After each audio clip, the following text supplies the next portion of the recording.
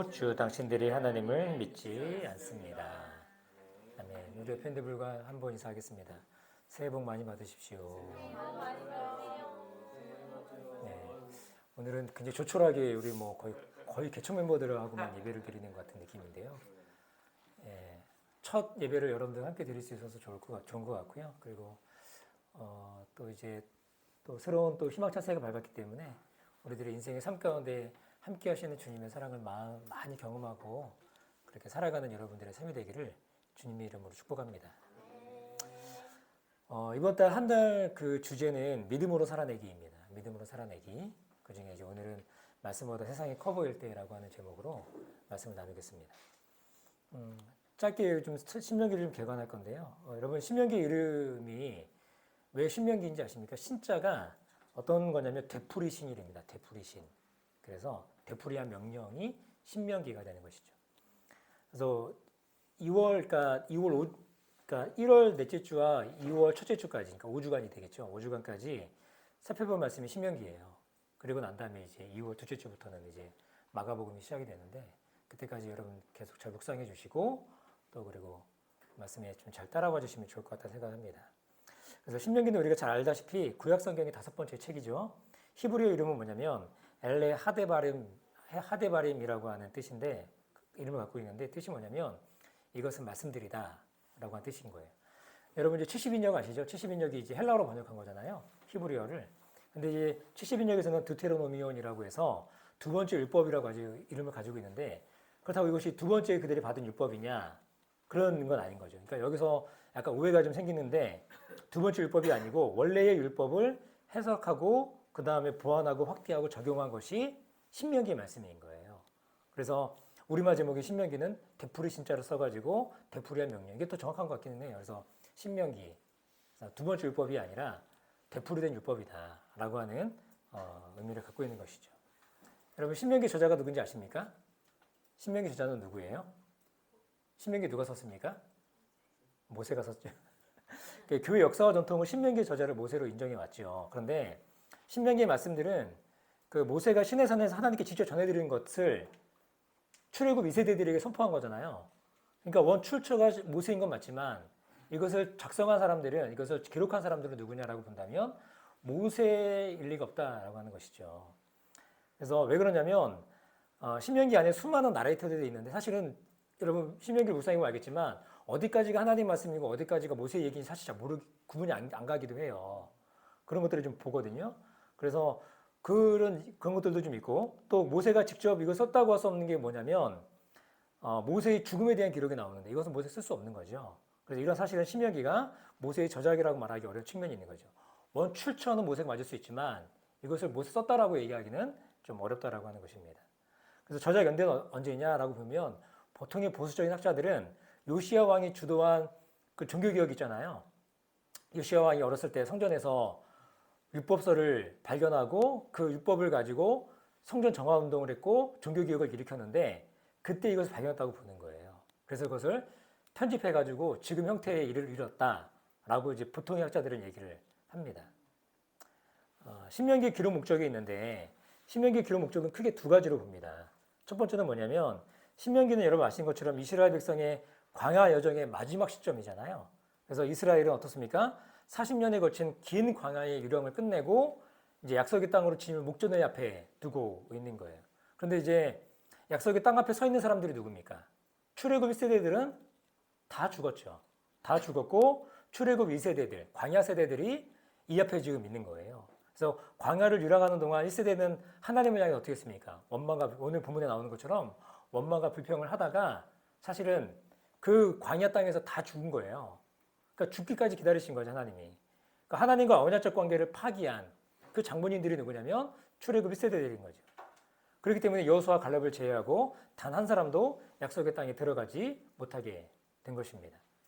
그래서 약속의 땅에 들어갈 수 있는 자들은 누구냐면 오직 출애굽 2세대들인 거죠.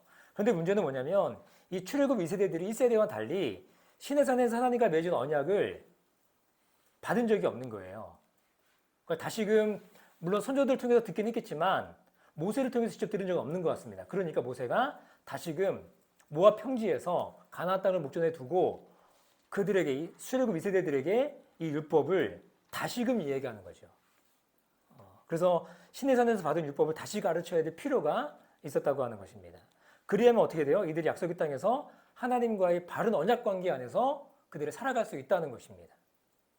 이것이 모세가 신명기를 통해서 출애굽기부터 민수기까지 역사적 정황과 그다음 율법을 반복해서 출애굽 2세들에게 가르쳐야 됐던 이유인 것이죠.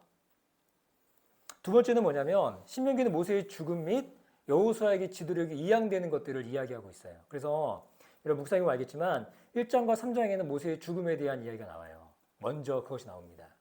그리고 31장과 34장에 뭐가 나오냐면 여호수아를 세우는 다음 지도자를 세우는 지도력이 이양하는 그런 이야기들을 담고 있거든요. 신명기 이것을 보여주는 이유가 있죠.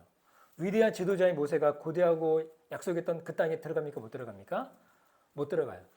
그 위대했던 지도자가 못 들어가더라도 하나님께서는 아브라함과 맺은 언약을 기억하셔서 그 언약을 따라서 자신의 백성 이스라엘을 신실히 인도해 가신다라고 하는 걸 보여주는 거예요. 근데 그걸 누굴 통해서 하신다? 다음 지도자인 여호수아를 통해서 일하신다라는 것을 이 신명기를 통해서 보여주고 있는 거죠. 그래서 그 다음에 나오는 성경이 무엇입니까? 모세 육경이라고도 하는데 사실은 여호수아까지 들어가면 모세 육경이라고 하는데 뭐 그렇게까지는 보지 않지만 그러니까 여호수아서를 보여주기 위한 빌드업의 과정이라고 볼 수 있는 거죠. 그래서 모세의 이 신명기에 쓰여진 목적이 뭐냐? 바로 이런 이유다. 그러니까 출애굽 2세대들을 향한 말씀에 대한 다시금 그들에게 하나님의 언약 관계를 맺게 하는 그런 기능이 있는 것이고 그 다음에는 여호수아에게 지도력을 이행하고 유대했던 모세가 죽지만 그럼에도 불구하고 하나님은 신실히 자신의 약속을 따라서 일하신다라고 하는 걸 보여주는 것이죠. 그래서 오경과의 신명기의 관계는 보면 이게 다 연결되어 있어요. 모세오경에 보면. 그래서 창세기 보면 어떻습니까? 하나님과 아브라함 간의 언약 체결이잖아요. 언약 체결하고 그 약속의 시작이에요. 거기가. 그 약속의 계보의 시작. 그래서 특별한 약속을 주잖아요. 땅을 줄 것이다. 그 다음 자손을 줄 것이다. 그 다음에 특별한 보호를 할 것이다. 그리고 열방을 향한 축복의 통로가 될 것이다. 라고 하는 그 언약을 맺는단 말이에요.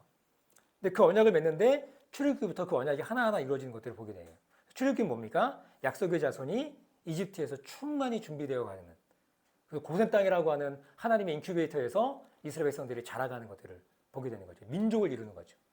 레위기는 어떻습니까? 약속의 자손이 하나님과의 언약적 관계 안에서 풍성한 삶을이라는 것이 무엇인가? 하나님이 언약 안에 있으면서 누리는 그 풍성한 삶. 그것이 무엇인가를 보여주고 있는 것이 레위기인 거죠. 그리고 민수기는 어때요? 약속의 자손이 계속 약속의 자손이 나오죠. 약속의 자손이 성막을 중심으로, 이 회막을 중심으로 완벽한 진을 구축하는 거예요. 진을 구축해서 약속의 땅으로 이제 진격해 들어가는 겁니다. 근데 실패하는 모습이 나오죠. 가데스 바네아에서. 그 신명기는 뭐냐? 약속의 자손이 약속의 땅에 들어가서 언약적 삶을 지속적으로 누리는 그 방식이 뭐냐? 그걸 보여주는 것이 바로 신명기의 말씀인 거죠. 그러니까는 모세오경이 사실은 그 약속을 받은 백성들이 약속의 땅을 향해서 나아가는 그래서 그 과정들을 다 그리고 있고 그러면은 신명기는 약속의 땅에 들어가서 그들이 어떻게 살아야 될 것인가를 다시금 이야기해주고 있는 책이다. 그렇게 보시면 될 것 같아요. 신명기의 가치가 있습니다. 신구약 성경 전체를 통틀어서 신명기가 차지하는 비중이 굉장히 큽니다. 사실상 신명기 다음에 나오는 구약 이스라엘 역사에 관한 이야기들은 신명기 사관이라고 그래요, 보통. 신명기의 역사의 관점을 가지고 그 이후의 역사서들이 다 기술되어 있습니다. 그래서 신명기적 신앙관, 신명기적 역사관이 그 이후에 나오는 여호수아부터 그 다음에 이제 역사서라고 할 수 있는 그 책들에게 다 영향을 준다라고 하는 거예요. 그래서 상당수의 신학자들은 구약 이스라엘 역사를 가리켜서 신명기적 역사 위에서 쓰여졌다라고 그렇게 보는 것이죠. 신명기 안에는 훌륭한 왕의 이상적 자질에 대해서 나옵니다. 10장에 보면. 그래서 하나님을 경외하며 율법을 따라 통치하는 것. 그래서 훗날에 어떻게 해야 돼요? 왕들의 자질과 공적을 평가하는 기준이 뭐예요? 그들 정치를 잘 펼쳤느냐? 외교 관계를 잘했느냐? 뭐 영토를 확장했느냐? 군사력이 좋아졌느냐? 이것이 제왕들의 평가 기준이 아니에요. 평가 기준이 뭡니까? 신명기예요, 신명기. 하나님 말씀을 잘 따랐느냐? 하나님 말씀을 지켰느냐? 순종했느냐? 그것이 평가 기준이 되는 거죠. 그리고 신명기는 참 예언자와 거짓 예언자를 구분짓는 그 평가 기준이 된다라고 하는 겁니다. 18장에 나오는 것이고요. 그리고 신명기에 나오는 전복 전쟁에 관한 교훈은 여호수아 전쟁의 근본 원리가 됩니다. 그래서 여기서 계속 나오는 이야기들 통해서 여호수아가 이제 가나안 땅에 들어가서 전쟁을 할 때 그 전쟁의 기본 원리가 된다라고 하는 거예요. 그리고 신명기는 하나님과 맺은 언약에 대한 이스라엘의 신실한 여부가 생명과 사망, 복과 화, 복과 저주 이걸 가르는 판가름하는 기준이 된다라는 이걸 28장에 30장까지는 지속적으로 얘기하고 있어요. 그래서 북이스라엘과 남유다의 패망한 이유가 뭐냐라고 그들이 자신들 평가했을 때 포로 기한 이후에 그들이 평가하잖아요. 그때 기준이 뭐예요? 신명기예요, 신명기. 그래서 신명기 사관이라고 하는 굉장히 중요한 신명기가 갖고 있는 중요한 위치가 있다라고 하는 것이죠. 그리고 또 포로기 이후에는 예루살렘에 돌아온 귀환한 이 에스라가 신학운동을 일으키는데 어떤 기준을 가지고 신학운동을 일으키느냐? 이 신명기를 가지고 이스라엘의 영적 갱신운동을 일으키는 것들을 보게 된다고 하는 거죠. 뿐만 아니라 신명기는 신약성경에도 굉장히 큰 영향을 줍니다. 신명기는 신약성경에서 가장 많이 언급되거나 인용된 4개의 성경이 있는데 창세기, 신명기, 시편, 이사야가 신약에서 가장 많이 인용된 구약성경이에요. 그 중에 하나가 뭐냐면 신명기입니다. 신약성경에서 약 80여 회가 인용된 것을 보게 되고요. 예수님께서도 신명기 말씀을 굉장히 많이 인용하셨던 것을 보게 됩니다. 가장 중요한 대표적인 두 가지가 뭐냐면 예수님이 40일 광야에서 금식하신 이후에 사단에게 시험 받으시잖아요. 그때 인용했던 말씀이 뭐예요? 신명기 말씀이에요.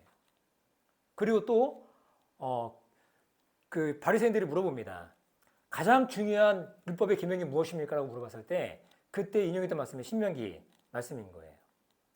그래서 가장 큰 계명이 바로 여호와 하나님을 마음을 다하고 뜻을 다하고 성품을 다하여 하나님을 사랑하라고 하는 것. 근데 예수님이 거기 더 덧붙이죠. 이웃을 사랑하는 것. 그리고 세 계명을 나중에 주시지 않습니까? 그것이 바로 너희가 서로 사랑하는 것. 그래서 굉장히 중요한 예수님이 신명기를 많이 인용하셨다라는 걸 알 수 있는 거죠. 그래서 신명기는 그만큼 모세 오경 안에서도 독특한 위치를 차지하고 있고 중요한 부분이다. 여기까지가 개관이었습니다.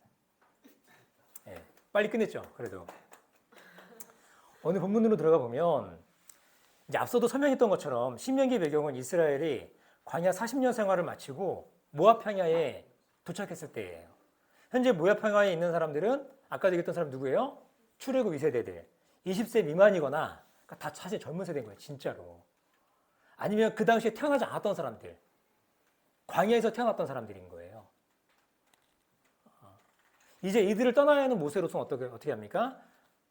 모세로서는 출애굽 2세들에게 조상들의 잘못을 답습하면 안 된다는 걸 알고 있는 거죠. 그래서 이들을 가르쳐야 될 책무가 있는 것입니다. 이스라엘이 오늘 본문에 나오는 것처럼 크고 두려운 광야를 통과했습니다. 그러니까 그들 안에 있는 그 멘탈리티가 뭐냐면 두려움이에요. 두려움. 미지의 세계에 대한 두려움도 있고요. 광야 생활에 대한 두려움도 있었고요. 그때마다 하나님이 입히시고 먹이시는 것도 있었지만 그들 가운데 있던 기본적인 그들에 깔려있는 건 여기서 나오는 것처럼 뭐예요? 크고 두려운 광야를 통과하면서 그들 마음 가운데 있는 기본적인 멘탈리티가 두려움이었다라고 하는 것입니다. 그리고 이제 하나님 주실 땅을 눈앞에 두고 있는 거예요. 이제 이들은 그 땅을 차지하기 위해서 자기들이 해야 할 일을 하는 거예요. 그러니까 하나님이 그냥 들어가면 그 땅을 준다라가 아니라 자기들이 해야 될 일이 있는 거예요. 그 일을 해야 되는 겁니다. 그들이 두려워도 마음에 쫄림이 있어도 그들이 해야 될 일을 해야 되는 거예요. 그러나 오늘 이들은 어때요? 두려움에 가득 차 있는 것이죠. 이유가 무엇입니까? 하나님보다 세상이 더 커 보이는 거예요. 하나님의 말씀하신 것보다 자기들의 환경, 자신들의 상황 이것이 더 커 보이는 겁니다. 사실은 출애굽 1세대와 2세대들이 동일한 조건에 놓여 있는 거예요. 그래서 모세가 뭘 얘기하고 있는 거예요? 그들의 선조들의 실패를 보여주고 있는 거예요. 너희들의 이 부모 세대가 왜 실패했는가? 이것을 오늘 모세가 모압 평야에서 그들을 모아놓고 설교하는 과정 가운데 이 이야기를 하고 있는 겁니다. 하나님의 약속과 하나님의 말씀보다 세상이 더 커 보일 때 자신의 두려움이 가득 차 있을 때 나타나는 현상이 있습니다. 이것이 이스라엘의 실패의 이유인 거죠, 사실은. 이건 동일하게 이 땅을 살아가는 우리들에게도 저는 적용된다고 봐요. 이들이 왜 실패했는가? 첫 번째 보면 하나님의 말씀보다 하나님보다 세상이 더 커 보일 때 나타나는 현상은 하나님의 사랑을 왜곡하는 경향이 있어요. 이스라엘 자손이 이 품은 두려움이라고 하는 것은 하나님의 사랑을 의심하게 만듭니다. 그리고 하나님의 사랑을 왜곡하게 만드는 그런 모습이 있어요. 하나님은 이스라엘 자손을 사랑하셨잖아요. 그들을 위해 아름다운 땅을 예비하셨습니다. 그리고 그 땅을 차지하면 되는 겁니다. 그들이 해야 될 일을 마땅히 하면 되는 겁니다. 그런데 그들 안에 있는 게 뭐예요? 두려움에 사로잡혔어요. 그래서 하나님의 뜻을, 하나님의 사랑을 왜곡하는 겁니다. 심지어 모세는 너희들을 어떻게 인도했는지를 봐라. 너희뿐만 아니라 너희 그 선조들 어떻게 인도했는지. 하나님의 아버지가 되셨대요. 굉장히 놀라운 표현 아닙니까? 구약 안에서. 하나님 아버지가 되셔서 자녀를 안아서 인도하는 것처럼 너희들을 인도했다라고 얘기하고 있습니다. 근데 27절에 이들의 반응은 무엇인지 아십니까? 27절에 이렇게 말씀하고 있습니다. 당신들은 장막 안에서 원망하면서 말하였습니다. 모세가 하는 얘기죠. 주님께서 우리를 미워하신다. 이게 그들의 선조도 했던 얘기들을 인용하는 거예요. 아모리 사람의 손에 우리를 내주어 전멸시키려고 우리를 이집트 땅에서 이처럼 이끌어내셨다. 여러분 이게 굉장히 말이 안 되는 소리인 거 아시죠? 하나님 그냥 그 땅에 두셨으면 다 죽었을 거예요 아마. 개고생하다가. 근데 그들을 이끌어내신 이유가 뭐예요? 약속의 땅을 집어 들여보내기 위해서. 하나님 자신의 꿈을, 하나님 자신의 비전을 이루기 위해서. 그들을 사랑하셨기 때문에. 그런데 이들 어떻게 오해하고 있냐면 세상이 더 커 보이고 두려우니까 가서 싸워야 될 자신들이 하나님 우리를 그냥 입 벌리면 떠먹여 주시는 분 아니잖아요. 우리 마땅히 해야 될 있는 거 아닙니까? 근데 그거 안 하는 거예요. 그리고 두려운 겁니다. 부딪히기 어려운 거예요. 그리고 어떻게 하는 거예요? 하나님을 향해서 원망의 말을 쏟아놓고 있는데 그 안에 다 오해가 쌓여 있는 거예요. 이들은 하나님께서 아모리 족속의 손에 멸망시키려고 그들을 다 죽이려고 자신들이 이집트에서 이끌어내셨다 이렇게 얘기하고 있습니다. 이거 얼마나 말이 안 되는 소리입니까? 여러분 두려움이라는 게 이래요. 우리에게 하나님보다 세상이 더 커 보이면 우리에게 두려움이 찾아오는 게 당연합니다. 그러면 우리는 가장 먼저 하나님의 사랑을 의심하게 되는 거예요. 어쩌면 우리가 살아가는 삶의 현장은 늘상 그렇습니다. 하나님의 사랑을 의심하기 시작하면 당연하게도 하나님과 멀어지게 되고요. 하나님의 뜻을 알아채지 못합니다. 하나님의 일하심이 무엇인지를 알아보기가 어려워요. 여러분 이게 얼마나 비극적인 일인지 아십니까? 오늘도 여전히 하나님이 이 땅 가운데 일하고 계세요. 여러분 진짜 믿으십니까? 하나님 여전히 이 땅에 자신의 뜻을 펼치고 계세요. 우리가 주기도 기도하는 것처럼 하늘의 뜻이 하늘에서 이루어진 것처럼 아버지의 뜻이 하늘에서 이루어진 것처럼 이 땅에서도 이루어지기 원합니다. 하나님 자신의 뜻을 이 땅 가운데 펼치시는 분이 우리 하나님 아버지이신 거예요. 근데 여러분 우리가 두려움이 가득 차오면 세상이 더 커 보이면 그러면 어떤지 아세요? 하나님 일하시면 못 봐요. 하나님 일하심이 무엇인지를 모릅니다. 모호해지는 거예요. 그리고 두려움에 사로잡히는 것이죠.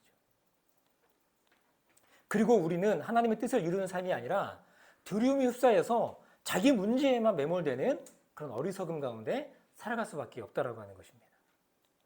만일에 여러분 예수님께서 아버지의 사랑을 의심했다면 다순간도 예수님은 아버지의 사랑을 의심한 적이 없지만 두려움이 예수님에게도 없었습니까? 아니요. 예수님도 두려움이 있었어요.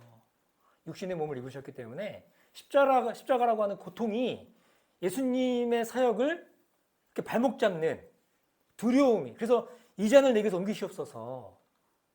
그러나 내 뜻이 아니라 아버지 원대로 되기를 원합니다. 라고 기도하는 건 아닙니까? 십자가의 두려움이 하나님보다 더 컸더라면 십자가를 지지 않았을까요?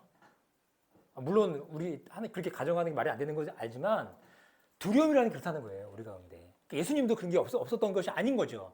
예수님도 그래서 통과하셔서 우리가 똑같이. 그래서 우리를 대제사장 되신 예수님은 히브리서 보면 우리를 체휼하지 않으신 분이 아니에요. 우리의 모든 것들을 다 경험하신 분이에요. 우리 인간적인 두려움, 우리 연약함, 우리의 아픔 이걸 다 통과하신 분이 우리 예수님이신 거죠. 여러분 제자들은 두려움 없었습니까? 아니요. 예수님 죽으신 다음에 그들은 뿔뿔 다 흩어졌습니다. 그들은 두려움 가운데 살았어요. 요한복음에 보면 재밌는 표현이 제자들이 그러니까 들어가면 모든 문들을 다 걸어 잠갔나 봐요. 그 유대 당국자들이 자기들을 찾을까 봐 두려워 떨었어요. 여러분 두려움이 그런 거예요, 여러분. 근데 어떻습니까? 부활하신 주님 만나고 하나님의 사랑이 다시금 확인된 그 순간에 그들은 이전과 전혀 다른 삶을 살아갔던 것을 보게 된다고 하는 거예요. 하나님의 사랑은 단 한 번도 우리 가운데 변함이 없으십니다. 다만 우리가 하나님의 사랑을 의심하는 거죠. 왜요? 왜 의심합니까? 하나님보다 세상이 더 커 보일 때. 제자들은 안 그랬어요? 그럴 때는 우리가 넘어져요.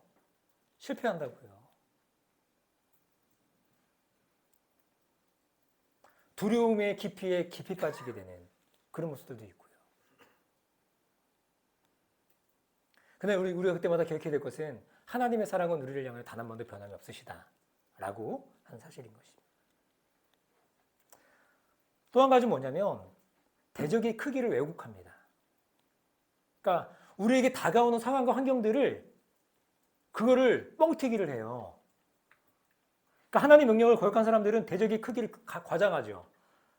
우리 민수기 보면 어떻습니까? 우리는 메뚜기고, 그들은 뭐 거인이고, 그렇게 얘기하지 않아요? 그래서 뭐 사람들이 얘기하잖아요. 메뚜기 컴플렉스에 걸렸다고. 자신들을 과소평가합니다. 하나님의 군사들이고 하나님의 백성인데 자신의 정체감을 다 상실해버린 거예요. 하나님이 보이지 않으니까. 우리는 안 그럴 것 같아요? 이스라엘은 가나안 족속이 자기들보다 더 장대하고 그들의 성읍도 크고 심지어 성벽이 하늘에 닿았다고. 여러분 오늘 28절에 보면 그들이 자신의 상황들을 과장하고 있는 게 보여요. 28절 다시 한번 읽어볼까요? 28절입니다. 시작. 우리가 왜 그곳으로 가야 한단 말이냐. 무모한 일이다. 그 땅을 탐지하고 돌아온 우리 형제들은 그곳 사람들이 우리보다 힘이 훨씬 더 세고 키가 크며 성읍은 하늘에 닿을 듯이 높은 성벽으로 둘러싸여 있다. 거기에는 심지어 뭐가 있어요? 아낙 자손들까지 산다고 하지 않았느냐. 그러니까 자신들을 한없이 축소시키고요. 그리고 자기에게 맞닥뜨리는 상황들, 그 환경들은 더없이 크게 부풀려가고 있는 모습들이 있는 거예요. 두려움에 빠지면 누구나 다 그렇습니다. 근데 여러분 재밌는 건 실상은 어땠어요? 실상은 이들이 가나안 땅에 들어가서 아낙 자손들 맞았습니다. 근데 그때 어땠습니까? 실제로 아낙 자손들은 그들에게 위협이 되지 않았어요. 그들 전복 전쟁을 통해서 하나님께 삼게 하셨고 그 전쟁들을 승리하는 과정들을 그들은 봤다는 것이죠. 하나님을 바라보면 대적이 아무리 커 보여도 하나님과 비교할 수 없는 작은 존재임을 우리는 깨닫게 되는 것이죠. 믿음의 싸움이라는 것이 저는 바로 그런 게 아닌가 싶어요. 그러니까 하나님을 더 깊이 묵상하고 하나님을 들여다보고 하나님과 교제하는 그 시간을 통해서 하나님 우리의 내면을 바꿔주시는 것들을 보게 됩니다. 우리의 시각을 바꿔주시는 것들을 보게 돼요. 우리 삶도 그러지 않아요? 우리가 형제 단면한 문제들이 있죠. 왜 없습니까? 여러분 개개인의 삶을 봐도 문제가 없어요? 아니요, 다 있어요. 우리 교회적으로 봐도 여러분 문제가 없습니까? 아니요, 있어요. 당면한 문제들이 있습니다. 문제만을 바라보면 문제에 압도돼 버려요. 마치 이스라엘 백성들처럼 이렇게 자신들의 상황들은 다 부풀려지고 자신은 한없이 쪼그라드는 그런 모습이란 말인 거죠. 그러므로 우리는 그 문제 너머에 계신 크신 하나님을 바라보는 일, 그런 훈련들, 저는 그것이 필요하다고 봅니다. 문제에 집중하면 하나님의 일하심을 보기가 어려워요. 아까도 얘기했지만 하나님 여전히 일하시거든요. 근데 우리가 문제에 빠지면 하나님 일하심이 안 보여. 근데 여전히 우리 하나님이 이 땅 가운데 일하고 계시거든요. 우리에게 역사하시거든요. 우리가 그 하나님 보는 것이죠. 여전히 깨지고 망가진 상, 여전히 문제 많은 내 삶 가운데 하나님 여전히 일하고 계시다. 하나님 우리와 함께 하신다. 그걸 보는 것입니다. 하나님 일하심이 보이지 않으면 여러분 저는 보니까 소망이 사라지더라고요. 하나님 일하심이 보이지 않으면 소망이 없어요. 진짜 내 인생에. 그런데 여러분 문제 앞에서도 여전히 하나님을 신뢰하고 하나님의 일하심을 따라 믿음의 발걸음을 걷다 보면 우리 앞에 있는 문제들이 더 이상 문제되지 않더라고 하는 거예요. 문제가 사라진 것은 아니에요. 그러나 그 문제를 다른 시각으로 바라볼 수 있는 우리 시야를 열어주시는 것이죠. 여전히 그 안에 문제가 우리 가운데 왜 문제 없는 인생이 어디 있습니까? 문제 다 끌어안고 사는 거죠. 그런데 그 문제에 넘어 일하시는 그 하나님 우리가 바라보는 것입니다. 그러면 하나님 우리의 시각을 열어주세요. 사랑하는 아들아, 사랑하는 딸아, 나는 지금도 여전히 이 세상 가운데 일하고 있어. 너의 삶에 난 너와 함께하고 있어. 여러분, 그걸 보는 것이에요.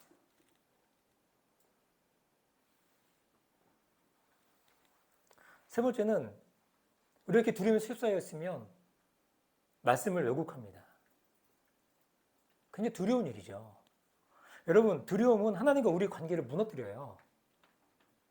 두려움은 말씀이 들리지 않게 만듭니다. 그리고 들려지는 말씀도 왜곡하여 듣게 만든다는 것이죠. 모세가 그토록 하나님 말씀을 들려주어도 여러분, 난 모세를 볼 때마다 참 놀라운 게 있어요. 모세 이런 상황에서 끊임없이 하나님의 약속을 붙잡고 하나님의 말씀을 이야기합니다. 그리고 그렇게 자신의 삶을 살아내고 있어요. 모든 사람들이 다 낭망하고 있어요. 거기 있는 사람들이 다 그랬단 말이에요.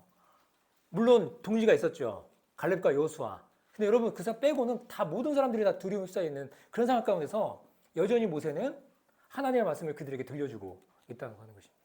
34절에서 여러분 본문 읽지 않았지만 34절에 36절에 어떻게 말합니까? 계속적으로 이제 모세가 들려줬잖아요, 이야기들을. 그때 이스라엘 백성들의 반응입니다. 우리 같이 한번 읽어보시죠. 34절에서 36절입니다. 자, 시작.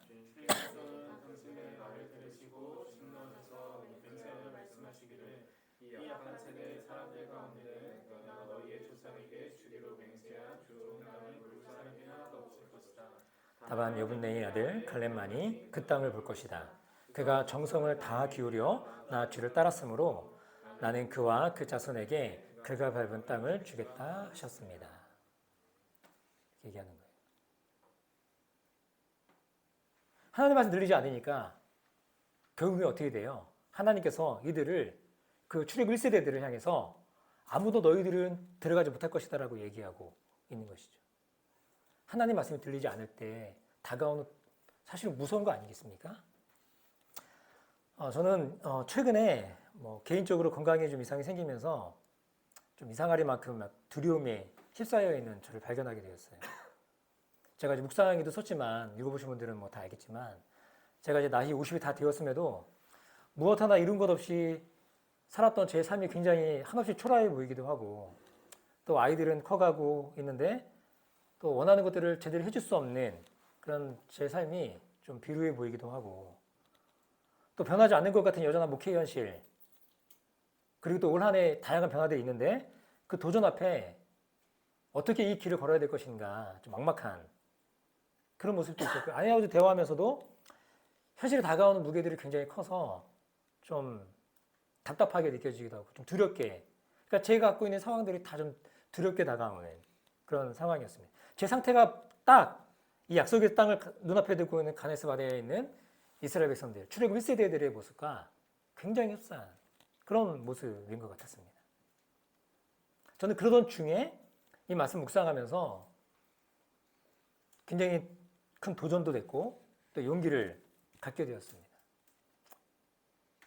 그리고 수요일에 함께 주기도 제가 이제 처음으로 참여했잖아요. 하면서 같이 공동체와 함께 기도를 하면서 하나님이 주시는 위로가 있었고 격려가 굉장히 많이 됐어요.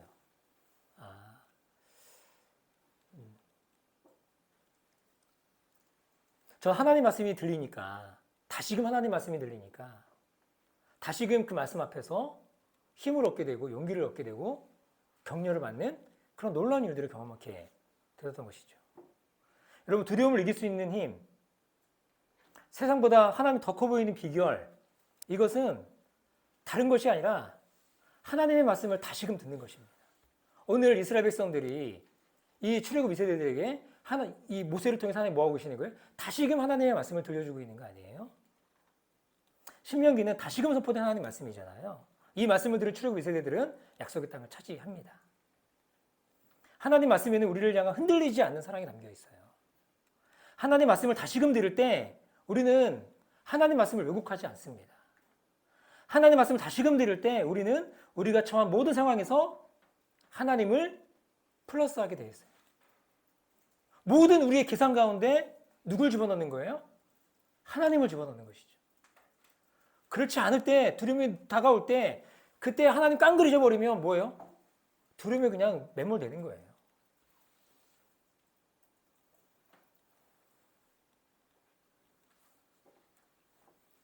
그렇게 살았던 사람이 바로 누굽니까? 바로 모세였고 갈렙이었고 여호수아였어요. 그리고 신약에 나오는 수많은 믿음의 사람들이었고 제자들이 또한 그렇게 살았습니다. 믿음으로. 사랑하는 여러분, 모세는 아까도 제가 모세 얘기했는데 모세는 이스라엘보다 먼저 행하시는 여호와, 그들을 위해 그들의 목전에서 큰 일을 행하시는 여호와, 그들보다 앞서 싸우시는 여호와, 심지어는 그들에게 아버지가 되어주셔서 아들을 돌보듯이 돌봐주시는 그 아버지 되시는 여호와, 그걸 알았어요. 모세는. 저는 모세를 보면서 모세야말로 정말 영적 어른이다, 이런 생각을 많이 했습니다. 모든 백성들이 패배의식에 휩싸여 있을 때 모세는 자신이 처한 환경과 상황에 매몰되지 않죠. 다른 모든 이들이 하나님보다 세상이 더 커 보일 때 모세는 여전히 자기들을 도우시고 인도하시며 심지어 이 모든 세상을 다스리시고 주관하시는 그 하나님이 어떤 분이신가를 놓치지 않았던 사람이에요. 그리고 그 말씀으로, 하나님의 말씀으로 그 이스라엘 백성들을 끊임없이 격려하는, 놀랍죠? 끊임없이 격려하는 사람, 말씀으로 끊임없이 그들에게 힘을 주는 사람이 바로 모세인 것을 보게 됩니다. 저는 개인적으로 신명기를 요즘 묵상하면서 제 자신이 우리 교회 안에서 모세와 같이 성장하고 성숙해졌으면 좋겠다, 그런 생각을 합니다. 그리고 또 우리 진실한 교회 한 사람 한 사람들이 모세와 같이 그렇게 성장하고 성숙해지는 한 해가 됐으면 좋겠어요. 누군가 두려움에 휩싸여 있거나, 누군가 말씀 얘기를 따르지 않거나, 누군가 하나님 말씀을 듣지 않거나, 여러분 그럴 수 있잖아요, 우리 가운데. 그럴 때 우리가 서로에게 모세가 되어주는 것이죠. 모세와 같이 하나님의 언약의 말씀을 붙잡고 그걸 기억하고 끊임없이 그들에게 하나님 이런 분이라고, 하나님이 너희들에게 이렇게 역사하셨다고 이걸 얘기해 줄 수 있는 사람. 저는 그럴 때 우리 교회가 하나님 안에서 든든히 세워갈 줄 믿습니다. 저는 올 한 해 우리 교회가 그렇게 든든히 서로에게 모세가 되어주고 끊임없이 말씀으로 격려하고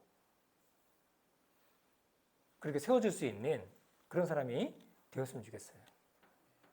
누군가가 두려움에 휩싸여 있고 상황과 환경에 억눌려 있다면 곁에서 든든히 그를 지지해주고 격려해주고 이 믿음의 길을 함께 걸어갈 수 있는 우리 모두가 되었으면 좋겠습니다. 우리 같이 한번 기도하겠습니다. 좋으신 아버지 하나님, 감사합니다. 하나님, 가데스 바네아에 섰던 출애굽 1세대, 그리고 오늘 출애굽 2세대, 동일한 환경과 동일한 상황입니다. 여전히 그들 앞에 해야 될 일이 있습니다. 그것을 해야만 약속의 땅에 들어가서 하나님 주신 유업을 얻게 되는 그런 중차대한 일 앞에 그들이 놓여 있습니다. 그러나 이스라엘 백성 출애굽 1세대들은 하나님의 명령에 순종하지 않고 자신들이 당하고 있는 환경이 더 커 보여서 하나님 말씀 앞에 나아가지 못하는 어리석음을 범하는 것들을 보게 됩니다. 주님, 우리도 동일한 그런 모습 가운데 있게 될지도 모르겠습니다. 아니면 그 기로 앞에, 그 이 위기 앞에 우리가 서 있는지도 모르겠습니다. 하나님, 바라기는 하나님 우리 안에 믿음의 사람 모세와 같은 영적인 거인들이 많이 일어나길 원합니다. 제 스스로가 먼저 그렇게 영적 어른이 되어가길 원합니다. 또한 우리 공동체 한 사람 한 사람이 그렇게 믿음의 걸음을 내딛기를 원합니다. 우리를 주님 붙잡아 주시고 우리를 긍휼히 여겨 주옵소서. 2024년도 시작하면서 신명기를 시작하면서 하나님, 우리는 다시금 말씀하시는 그 주님의 음성 듣고 후회함 없이 주님을 향하여 달려가고 주님의 걸어가신 그 길을 따라갈 수 있는 우리 모두가 될 수 있도록 하나님 인도하여 주옵소서. 예수님 이름으로 기도합니다.